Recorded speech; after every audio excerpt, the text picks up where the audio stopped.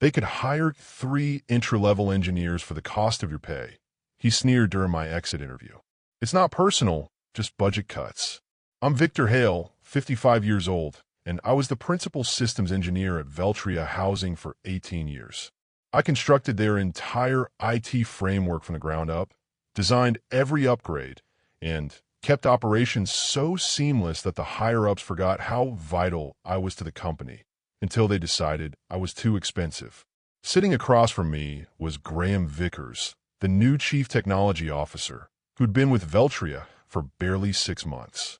At 42, sporting high-end glasses and a Cornell MBA, he was hired to streamline operations, which evidently meant axing the most seasoned employees first. The severance offer is fair, Diane from HR said, pushing a folder toward me. 2 months' pay plus your accrued leave.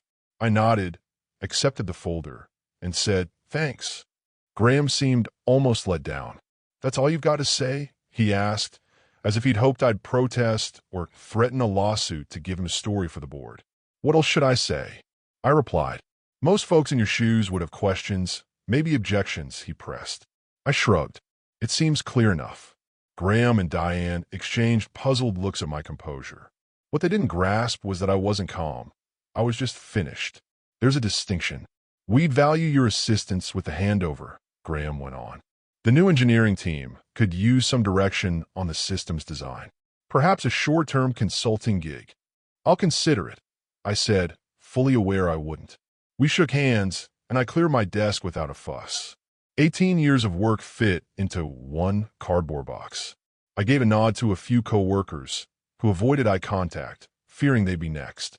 As I headed to my truck in the parking garage, my phone pinged. A text from Alan, the database admin I'd brought on board 12 years ago. Vic, the team's in a panic. I didn't reply. At home, I sat on my deck by Lake Ontario, sipping bourbon as the sunset turned the water a fiery bronze. My wife, Elaine, rested a hand on my shoulder. What's next for you? She asked. I shrugged. Something will come up. What Graham didn't realize, what he hadn't bothered to learn, was that I hadn't just built their systems. I'd personally coded large chunks of them with minimal documentation, as the company always balked at funding a proper documentation crew. Only I knew the intricate redundancies, the concealed security measures, the complex network setup, and I had no intention of spelling it out for anyone now. I started at Veltria Housing back when it was Bayview Properties, a modest real estate firm with 4 apartment complexes and a handful of staff. Their IT setup was just 2 PCs, a fax machine, and a dial-up connection. The owner, Harold Bay, lured me from a consulting job in Syracuse. We're growing, he said. We need someone to create something robust. Over 18 years, I transformed that basic setup into a comprehensive property management system that handled everything: tenant applications, background checks, automated maintenance requests, and rent collection across 63 properties in 4 states. I built it step by step, adapting, enhancing, and refining as the company expanded. When Harold retired 5 years ago, his son Justin sold the firm to a private equity group that rebranded it Veltria Housing. They kept me on, impressed by my work, but the culture shifted. New leadership, new priorities, short-term gains trumped long-term reliability. The red flags appeared slowly. First, they shot down my pitch for a documentation team. Too costly, they said. We'll address it next quarter. That quarter never arrived. Then came the consultants, young MBAs spouting buzzwords about disrupting property management and leveraging cloud solutions. They'd sit through my explanations of our bespoke system with blank stares, then suggest generic software that wouldn't mesh with our custom setup. I kept explaining why their ideas wouldn't work, pointing out the unique code that made our system special. Eventually, they stopped inviting me to strategy sessions. Elaine saw it coming before I did. They're sidelining you, she said over dinner one night. You need to get ready. I waved her off. They can't function without me. No one else understands the whole system. That might be the problem, she countered. 6 months ago, they brought in Graham as CTO. He came from a banking software firm and immediately pushed for standardization and legacy system replacement. He hired 3 fresh-out-of-college engineers to shadow me, asking questions about the system. I answered, but I knew they weren't getting the full picture. How could they? It took me years to master the system's intricacies, its interdependencies, its fail-safes. Last week, Graham popped by my office. "Quick meeting tomorrow," he said casually. "Just a routine check-in." I should have seen the writing on the wall. The first call came 2 weeks after I was let go. I was tweaking my resume in my home office when Graham's name flashed on my phone. I let it go to voicemail. "Victor, it's Graham. We're hitting snags with the tenant portal. The junior team's struggling to decipher your code structure. Could you call back? Just a brief consult." I deleted the message and resumed working on my resume. 3 more calls came that day, each voicemail more urgent. By evening, Alan texted, "System's been down all day. Maintenance requests aren't going through." Graham's freaking out. The next morning, Diane from HR called. "Victor, I hope you're well. We'd like to discuss a consulting deal, temporary, to address some system issues. The pay would be substantial." I picked up. "How substantial?" $300 an hour, minimum 4-hour commitment." "I'll think about it," I said, then hung up. I sat at my kitchen table, gazing at the lake. Elaine set a coffee mug in front of me. "What's on your mind?" "I'm thinking they're learning my true value." Over the next 3 days, the calls multiplied. Graham, Diane, even Justin Bay, who was still on the board. The tenant portal was offline, the maintenance scheduler was glitching, and the payment system had crashed, impacting thousands of residents. I ignored them all. On day 4, an email arrived from Devlin Systems, a regional rival to Veltria with a fast-growing portfolio. Their director of technology, Lawrence Devlin, wrote, "Victor, I heard about your departure from Veltria. We've always respected your work. Would you be open to discussing opportunities with us? We're aiming to overhaul our property management infrastructure." I replied and arranged a meeting for the next day. That evening, as Elaine and I prepped dinner, the doorbell rang. Graham stood on my porch, his designer glasses crooked, his suit rumpled. "Victor, I'm sorry for showing up unannounced, but we're in a crisis. The whole system's down. The team can't figure out what's wrong or how to fix it." I leaned against the doorframe. "Sounds rough." "It is. We need you." The board's approved a hefty consulting rate, $500 an hour, whatever it takes. I thought about the cardboard box in my garage, 18 years of work reduced to keepsakes. I thought about nothing personal, just cost-cutting. I thought about the documentation team they never funded. "I'm sorry about your troubles," I said softly, "but I have an interview tomorrow. Something will come up, just like I figured." I shut the door on his shocked expression and returned to dinner. For the first time since my firing, I felt a wave of peace, not smugness, not revenge, just clarity. The interview with Lawrence Devlin exceeded expectations. We met at a coffee shop in downtown Rochester, far from both companies' offices. "I've tracked your work for years," Lawrence said, stirring his coffee. "That integrated system you built at Veltria is renowned in our field. No one else has anything like it." "Thanks," I said. "It took years.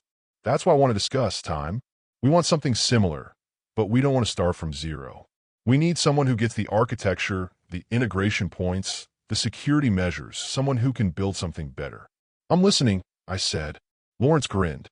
"Good, because I'm ready to offer you the role of chief systems architect, full benefits, stock options, and a salary 20% above what you earned at Veltria." It was a strong offer, almost too good. "Why me?" I asked. "There are younger, cheaper engineers out there." Lawrence chuckled. "You sound like your old bosses. We tried that. Hired 3 bright grads from top schools. They built something flashy that crashes with over 100 users at once. We don't need cheap. We need dependable." I accepted the next day. Meanwhile, Veltria's trouble snowballed. Alan kept me posted via occasional texts. They'd partially restored the system, but key functions kept failing. They'd hired an expensive firm specializing in legacy system recovery. A week after I joined Devlin, Graham called again. "Victor, please, this is serious. We've lost payment records for 3 months. Tenants are furious about wrong charges. The consultants need your insight on the database setup."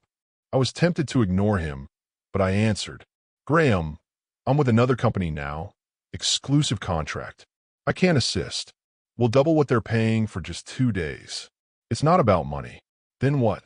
Revenge?" Are you enjoying our struggle? I paused, choosing my words. No, Graham, I'm not enjoying it. But you made a business call. You decided my expertise wasn't worth the cost.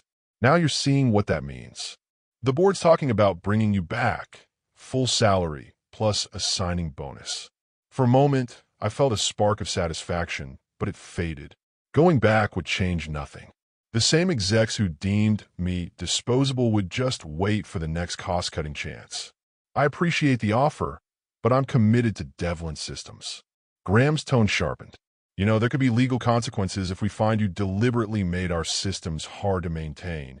Non-compete clauses, intellectual property issues. There it was, the threat I'd anticipated. The system's exactly as it was when the company repeatedly rejected my documentation team requests.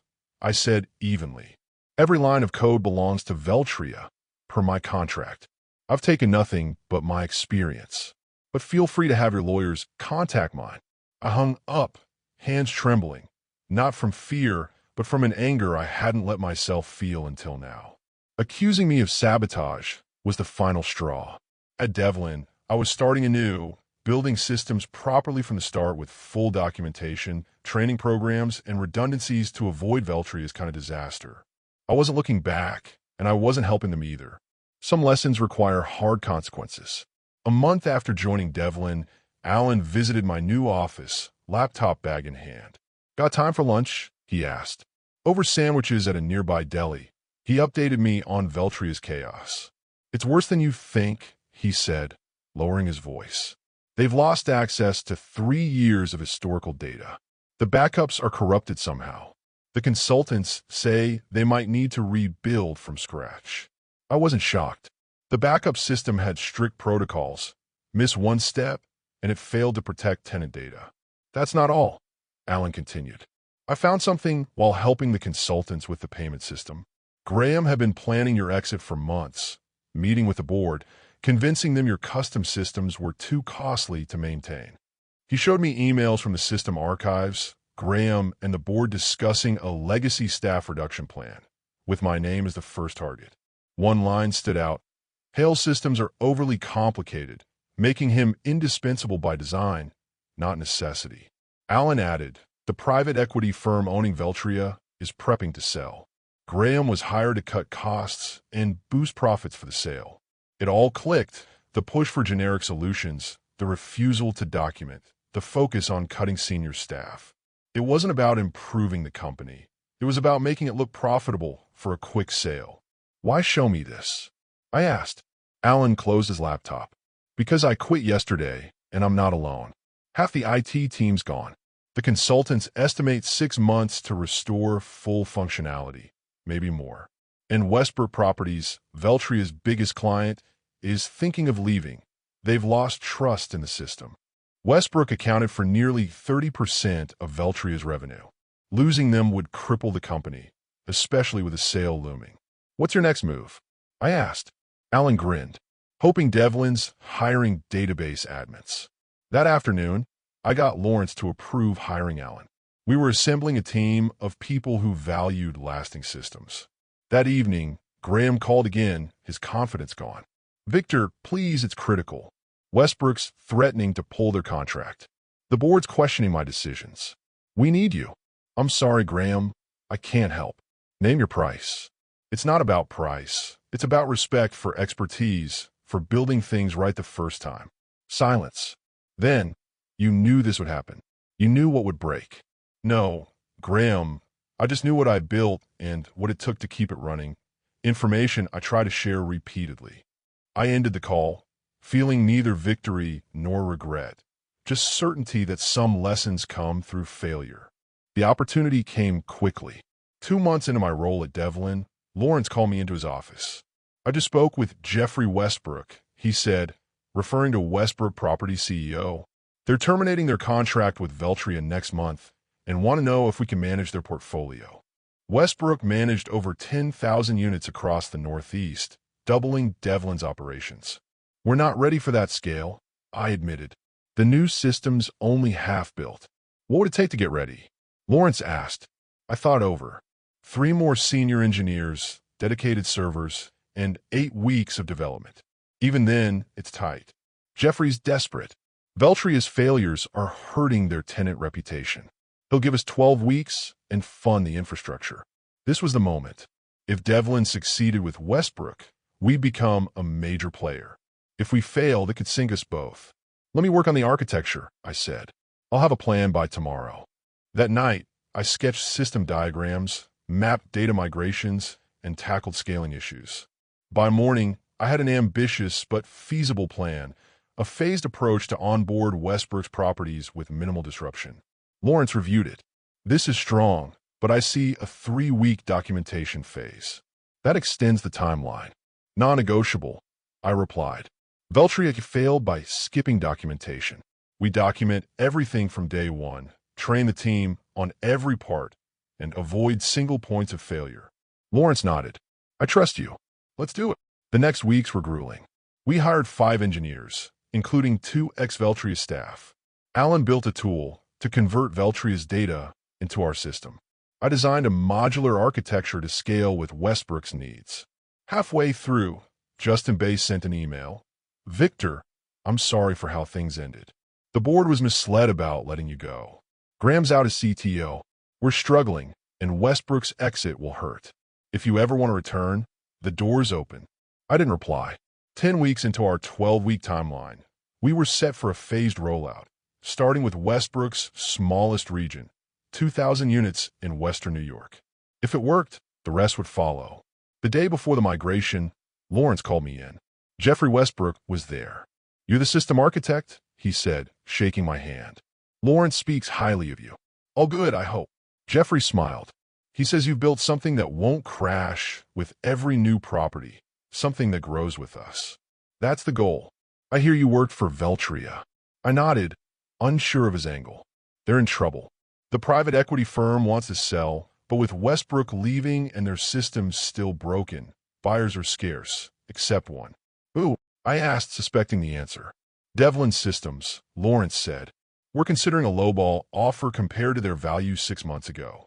I processed the implications. Jeffrey continued. If we acquire them, we need someone who knows both companies to lead the integration, someone who can salvage Veltria's valuable assets while transitioning to your new system. Are you asking if I take that on? I clarified. Lawrence nodded. Only if the deal goes through and you're okay with it. I thought about the irony. My system, my team, the company that discarded me, all potentially under my leadership again. I'd be willing, I said, but on one condition: we do it properly, full documentation, thorough training, no cutting corners. Deal, Lawrence said. We've learned that lesson. 6 months later, I stood in the lobby of what was once Veltria Housing, now Devlin Integrated Property Management. The acquisition went through for a fraction of Veltria's prior valuation.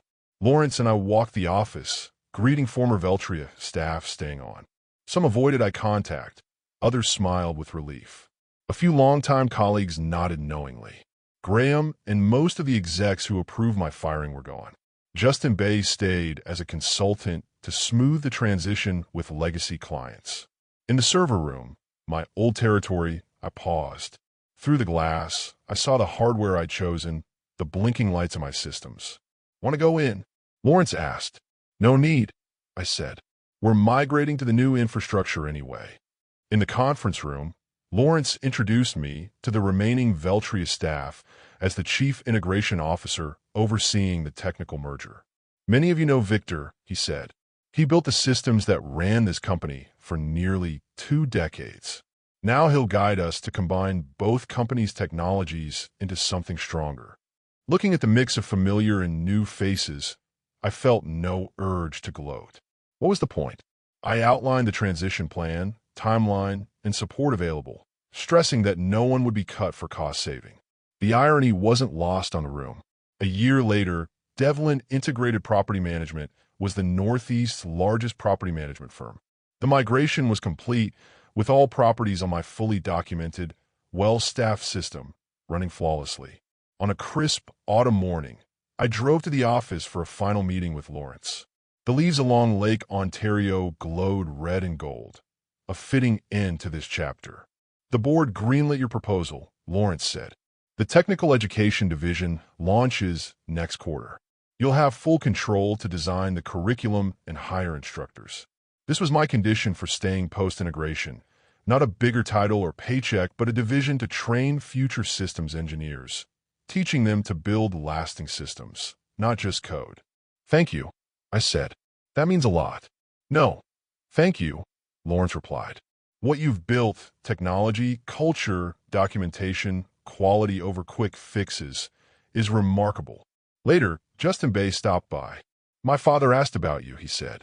He's retired in Florida, but he follows the company. He was glad you're back in a way. How's Harold? I asked. Good, fishing a lot. Justin paused. He always said letting you go was the company's biggest mistake. He was right. I nodded, unsure how to respond. I learned something, Justin said. Value isn't always obvious until it's gone. Driving home along the lakeshore, I reflected on value. Expertise, care, doing things right. I hadn't sought revenge. I didn't need to. I'd moved forward, building something better, something enduring. Sometimes, the best way to answer being undervalued is to prove your worth elsewhere and let the results speak.